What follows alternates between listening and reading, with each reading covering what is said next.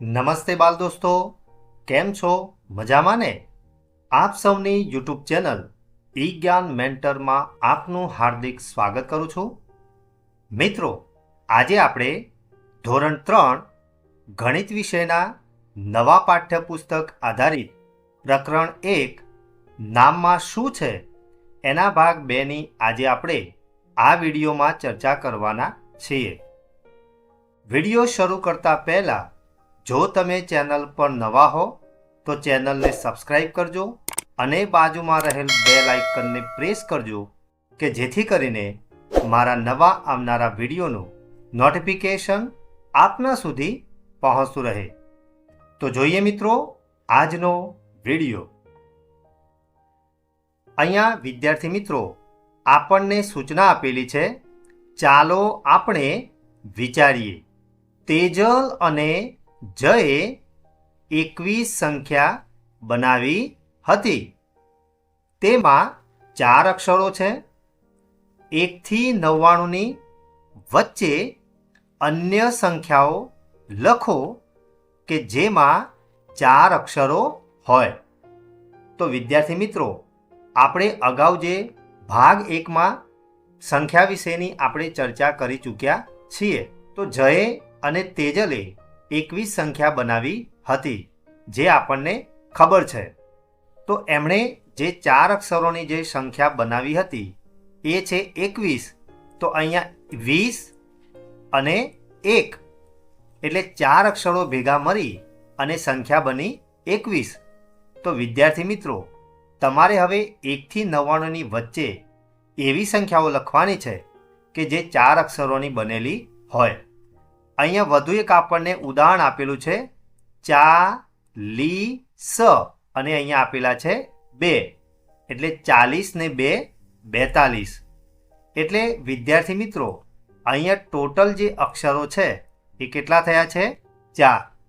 તો હવે તમારે એવી સંખ્યાઓને લખવાની છે કે જેના અક્ષરો 4 થાય. તો અહીંયા આપણે લખીએ 30 અને 1 એટલે કેટલા થશે વિદ્યાર્થી મિત્રો? 31. પણ અક્ષરો કેટલા રહેશે? 4. 30 અને 1 એટલે ટોટલ અક્ષરો કેટલા થશે? 4. ત્યાર પછી છે 70 અને 2. તો એમાં પણ 70 ને 2 72. પણ અહીંયા જે સંખ્યા થશે એ 1 2 3 અને આ 4. એટલે અહીંયા પણ અક્ષરો આપણને કેટલા દેખાય છે? 4. ત્યાર પછી આપેલી છે 50 ને 2 એટલે કે 52. એમાં પણ અક્ષરોની સંખ્યા કેટલી થશે? 4. ત્યાર પછી છે 80 અને 4 એટલે 84. તો 1 2 3 અને 4. તો અહીંયા પણ સંખ્યા જે 84 છે એના અક્ષરો કેટલા થશે? 4. અને છેલ્લી સંખ્યા લખી છે મેં 90 અને 4 એટલે કે 94. તો 1 2 3 અને 4. આમાં પણ વિદ્યાર્થી મિત્રો કેટલા અક્ષર થશે? 4 જ અક્ષર આપણને મળશે. તો વિદ્યાર્થી મિત્રો અહીંયા મેં મારી રીતે સંખ્યાઓને શોધી અને અહીંયા મેં લખી છે. તમારે તમારી રીતે 1 થી 99ની વચ્ચે આવી બીજી સંખ્યાઓ આવતી હોય કે જેમાં 4 અક્ષરો હોય એ શોધીને તમે પણ લખવાનો પ્રયત્ન કરજો. હવે આપણે આગળ જોઈએ. અહીંયા આપણને આગળ આપેલું છે, ચાલો આપણે કરીએ. તો સૂચના કંઈક આ પ્રમાણે છે, 1 થી 99ની વચ્ચેની સંખ્યાઓ લખો જે સૌથી લાંબુ નામ ધરાવે છે. એટલે કે 1 થી 99ની વચ્ચે આપણે સંખ્યાઓને શોધવાની છે કે જેનું નામ એ સૌથી લાંબુ હોય. તો અહીંયા આપણે લખીશું 49 59 અને 69. તો અહીંયા વિદ્યાર્થી મિત્રો અહીંયા શબ્દો જો આપણે ગણીએ તો 1 2 3 4 5 અને 6.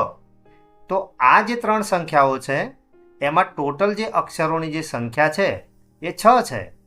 તો 1 થી 99ની વચ્ચે બીજી કોઈ એવી સંખ્યાઓ નથી કે જેના અક્ષરો 6 થતા હોય. તો અહીંયા એવી આપણને 3 સંખ્યાઓ મળી છે. ત્યાર પછી નીચે આપેલું છે શોધી કાઢો. તો મારા સંખ્યાના નામમાં 4 અક્ષર છે, જેમાં મારા દશકનો અંક 1 અક્ષરનો છે અને મારા એકમનો અંક 2 અક્ષરનો છે અને હું 20ની ખૂબ નજીક છું. તો હું કોણ છું? તો અહીંયા વિદ્યાર્થી મિત્રો સંખ્યાની વાત છે તો એમાં જે એના અક્ષરો થાય છે એ 4 થાય છે, જેમાં દશકનો અંક છે એ 1 જ અક્ષરનો છે અને એકમનો અંક 2 અક્ષરનો છે.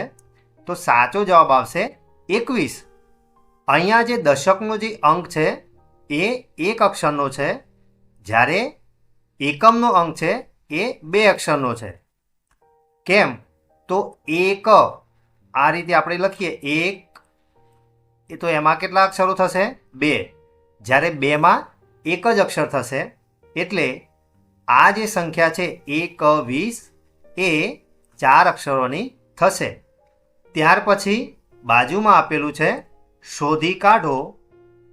હું અને મારા મિત્રો 63 થી 78ના આંકડા છીએ.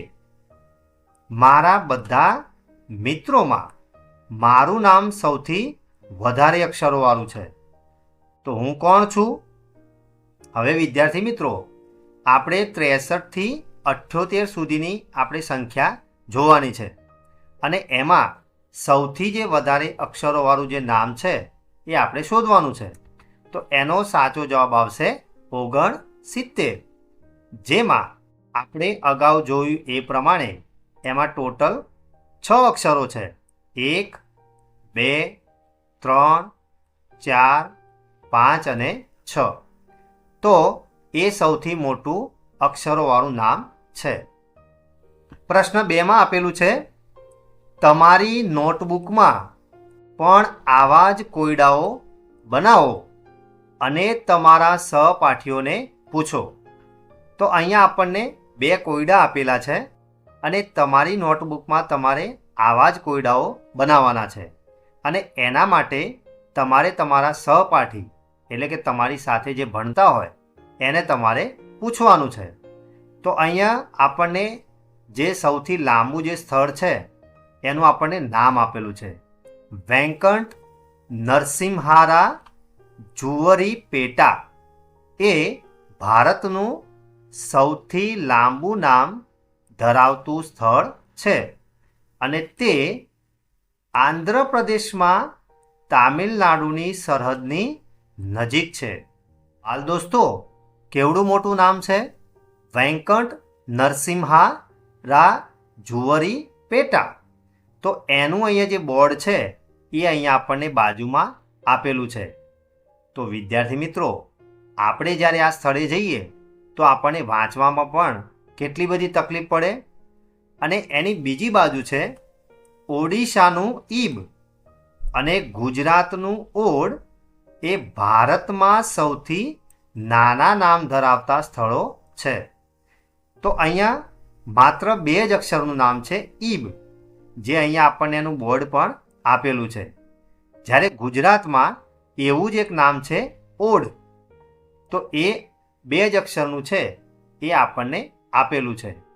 તો હવે વિદ્યાર્થી મિત્રો તમારે પણ જો આવા જ કોયડાઓ હોય બીજા, એ તમારે તમારા મિત્રને પૂછવાના છે અને એ જ કોયડાઓનો તમારે ઉકેલ લાવવાનો પણ પ્રયત્ન કરવાનો છે. તમે આવા કોયડાઓ શોધશો ને? તો હવે આપણે આગળ જોઈએ.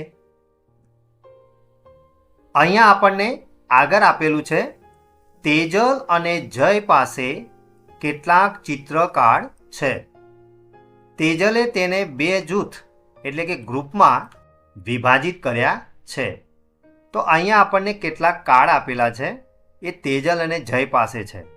તો અહીંયા આપણને ડ્રોન દેખાય છે, વિમાન છે, મોબાઈલ છે પછી બલ્બ છે, ચોપડી છે અને પતંગ છે. જ્યારે બીજી બાજુ છે ચકલી, પછી માખી, ઉંદર અને માછલી. તો અહીંયા તેજલે શું કર્યું છે? તો તેજલે કાર્ડને જેવો ખોરાક ખાય છે અને જેવો ખોરાક ખાતા નથી તેવા જૂથમાં વિભાજિત કર્યા છે. તો જયે એ જ કાર્ડને અલગ રીતે ગોઠવ્યા છે. તો અહીંયા વિદ્યાર્થી મિત્રો, તેજલે આ જે કાર્ડ છે એને 2 વિભાગમાં વિભાજિત કર્યા છે.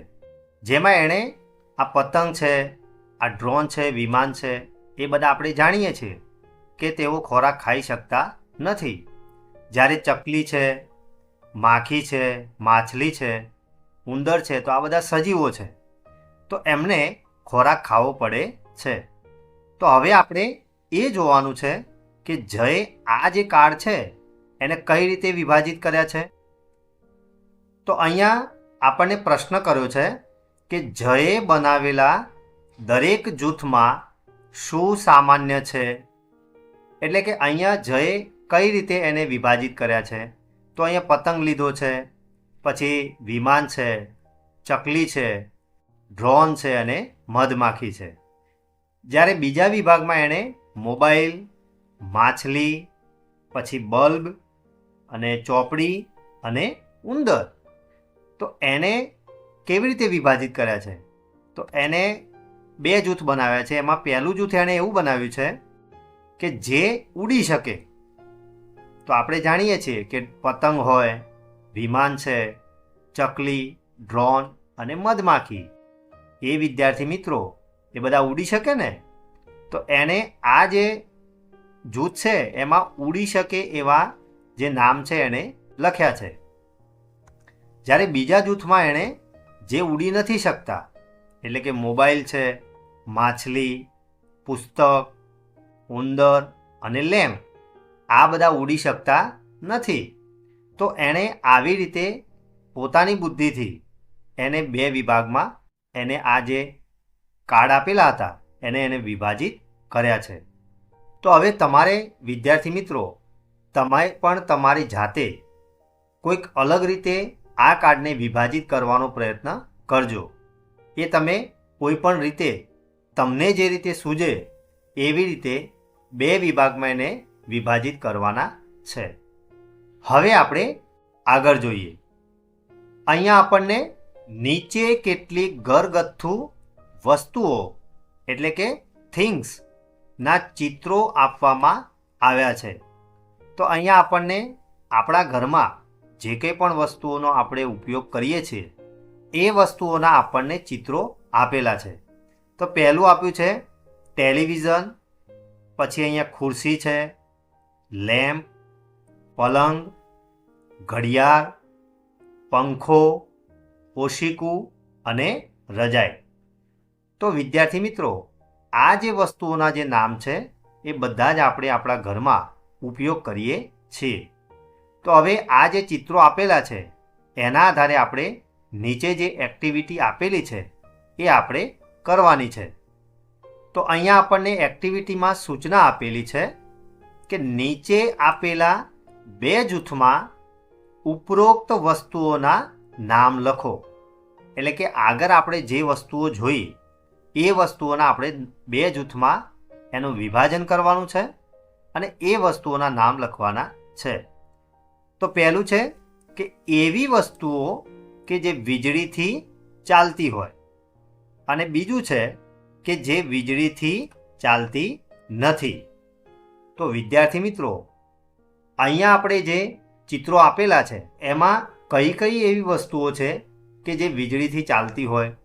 તો પહેલું તો આવશે ટેલિવિઝન, પછી બીજા નંબરમાં આવશે લેમ્પ, ત્રીજા નંબરમાં પંખો અને ચોથા નંબરમાં ઘડિયાળ પણ આવશે. કારણ કે અત્યારે ડિજિટલ ઘડિયાળો પણ આવે છે જે વીજળીથી ચાલતી હોય છે. તો અહીંયા આપણે વીજળીથી જે ચાલતી વસ્તુઓ છે એના આપણે નામ લખીશું પંખો. જ્યારે વીજળીથી ચાલતી ન હોય એ આવશે રજાઈ. અહીંયા વીજળીથી ચાલતી હોય એવી વસ્તુમાં ટેલિવિઝન આવશે, જ્યારે સામે ઓશિકું આવશે. પછી લેમ્પ એ વીજળીથી ચાલે છે, જ્યારે પલંગ એ ચાલતો નથી. અને ઘડિયાળ, તો ઘડિયાળ એ મેં કહ્યું એ પ્રમાણે પાવરથી તો ચાલે જ છે, પરંતુ અત્યારે જે ડિજિટલ ઘડિયાળો આવે છે એ વીજળીથી ચાલે છે.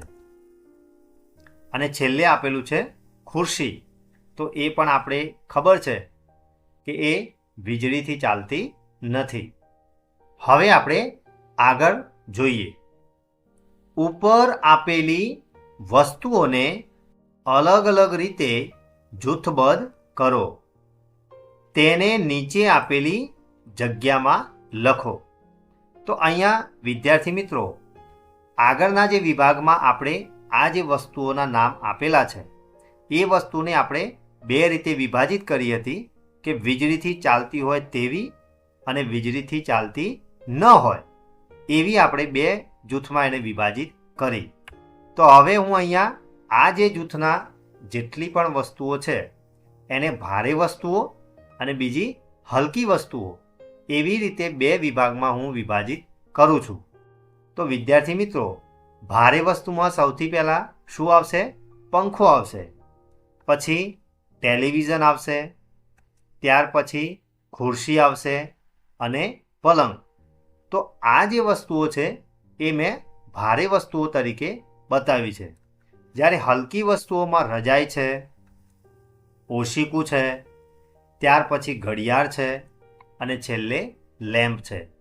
તો આ વસ્તુઓ હલકી છે વજનમાં, એટલે મેં આ રીતે આ જે વસ્તુઓ હતી એને બે વિભાગ, ભારે વસ્તુઓ અને બીજી હલકી વસ્તુઓ, એમાં મેં એનું વિભાજન કર્યું. હવે વિદ્યાર્થી મિત્રો, તમારે પણ ગૃહ કાર્યમાં આ જે વસ્તુઓ તમને આપેલી છે એને હજુ તમે કયા બે વિભાગમાં વિભાજિત કરી શકો એ તમારે મને જરૂરથી કોમેન્ટ બોક્સમાં જણાવવાનું છે. તો તમારે ફરજિયાત બધા જ વિદ્યાર્થીઓને વિડીયોના કોમેન્ટ બોક્સમાં તમારે આ વસ્તુઓને વિભાજિત કરી અને મને લખવાનું છે. હવે આપણે આગળની એક્ટિવિટી જોઈએ. અહીંયા આપણને આપેલું છે ચાલો આપણે કરીએ. તો અહીંયા આપણને આપેલું છે કે વાળ ઓળવાની વિવિધ શૈલીઓ, એટલે કે હેરસ્ટાઇલ. એટલે કે અહીંયા આપણને અલગ અલગ જે બાળકો છે એને એમની માતાઓ છે એ કેવી રીતે વાળ ઓળે છે એ અહીંયા આપણને આપેલું છે. તો અહીંયા આપણને આપેલું છે માલા શાળાએ જઈ રહી છે અને તેની માતાએ તેના વાળ ઓળ્યા છે. માલાને બે ચોટલી એટલે કે પોનીટેલ છે, એટલે કે માલાને એની મમ્મીએ આ પ્રમાણે બે ચોટલીઓ વાળી આપી છે. હવે તમારે તમારા વર્ગખંડના બાળકોને જુઓ, એટલે કે તમારા વર્ગખંડની અંદર આ પ્રમાણેના અલગ અલગ જે બાળકો હોય એને તમારે જોવાના છે. તો બધા જ જે બાળકો છે તેમના વાળને જુદી જુદી રીતે ઓળવે છે. તો એ જુઓ અને લખો. તો અહીંયા વિદ્યાર્થી મિત્રો એક કોષ્ટક આપેલું છે, એમાં લખેલું છે કે વાળ ઓળવાની વિવિધ શૈલીઓ એટલે કે હેરસ્ટાઇલ, અને નીચે લખેલું છે બાળકોની સંખ્યા. તો અહીંયા આપણને ચિત્રો આપેલા છે. તો એક ચોટલીવાળી છોકરી છે, ત્યાર પછી અહીંયા છે બે ચોટલીવાળી, ત્રીજો અહીંયા છોકરો છે એને વાંકડિયા વાળ છે, ચોથી જે છોકરી છે એણે ખુલ્લા અને ટૂંકા વાળ ઓળેલા છે, અહીંયા સીધા સ્ટ્રેટ વાળવાળો એક છોકરો છે, અને છેલ્લે જે છોકરી છે એને સરસ મજાની બે ચોટલીઓ વાળેલી છે. તો હવે વિદ્યાર્થી મિત્રો, તમારે શું કરવાનું છે? તો તમારા વર્ગખંડની અંદર જેટલા બાળકો હોય એમાંથી જેને જે લાગુ પડતું હોય એ સંખ્યા અહીંયા લખવાની છે. તો મેં ઉદાહરણ તરીકે અહીંયા જે બાળકોની સંખ્યા લખી છે એમાં મારા ક્લાસરૂમમાં બે છોકરીઓ એવી છે કે જે એક ચોટલી લઈને આવે છે. તો મેં અહીંયા બે સંખ્યા લખી છે. ત્યાર પછી 2 ચોટલા લઈને આવતી જે છોકરીઓ છે એ 5 છે. વાંકડિયા વાળવાળો છોકરો 1 છે. છૂટાવાર એટલે કે આવી પિન લગાવી અને જે આવે છે એક જ છોકરી છે. મોટા અને લાંબા વાળ વ્યવસ્થિત ઓળી અને 4 છોકરાઓ આવે છે. અને છેલ્લે 2 ચોટલી વાળી અને આવતી હોય એવી 3 છોકરીઓ છે. તો અહીંયા વિદ્યાર્થી મિત્રો મેં ઉદાહરણ તરીકે આ સંખ્યા અહીંયા લખેલી છે. હવે તમારે તમારા વર્ગખંડમાં નિરીક્ષણ કરવાનું છે અને એ સંખ્યા તમારે ગણવાની છે અને ત્યાર પછી આ કોષ્ટકમાં તમારે લખવાની છે. તો તમે તમારી જે ચોપડી છે એમાં આટલું ગૃહકાર્ય કરશો ને? તો જો તમે આ ગૃહકાર્ય કરો તો તમે મને કોમેન્ટ બોક્સમાં યસ લખીને જણાવજો. તો વિદ્યાર્થી મિત્રો, આજે આપણે ગણિત વિષયમાં જે પહેલું પ્રકરણ છે નામમાં શું છે એના ભાગ 2ની આપણે ચર્ચા કરી. એમાં તમને મજા આવીને? આશા રાખીશ કે આજે ચલાવેલ વિભાગ 2માં તમને સંપૂર્ણ ખ્યાલ આવ્યો હશે. જો તમને આ વિડીયો ગમ્યો હોય તો વિડીયોને લાઈક કરજો અને શેર કરવાનું ભૂલતા નહીં. ફરી મળીશું આવા જ ઇન્ટરેસ્ટિંગ ટોપિક સાથે. ધન્યવાદ.